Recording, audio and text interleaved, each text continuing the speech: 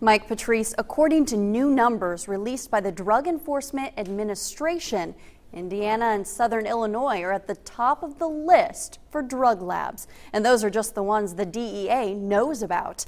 I found out today how this list forces police to acquire new methods to find criminals. The map speaks for itself. As you can see here, you can barely see Indiana for red dots. This is based on data from the Drug Enforcement Administration.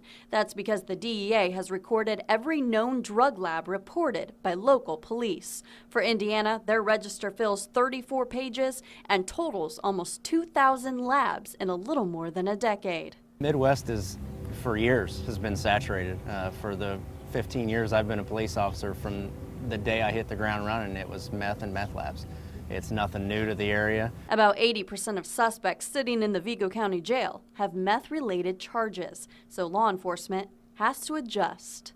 It's not foolproof, but again, it's a cat and mouse game. We find a way to combat it. The bad guy finds a way to get away with it or do something different. The new provision to the pseudoephedrine law helps, making it a felony for a person convicted of a meth-related charge to buy this ingredient.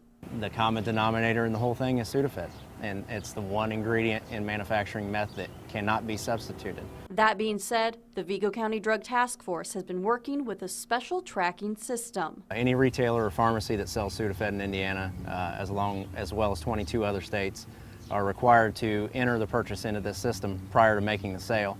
What that does is tell them that this person has already made purchases of Sudafed, they're at their limit, over their limit, and it'll block them if they've reached a limit. They then cross-reference that list with people convicted in Vigo and surrounding counties for dealing or manufacturing meth. Once we found out the list of people that had convictions, we would cross-reference those with the tracking system.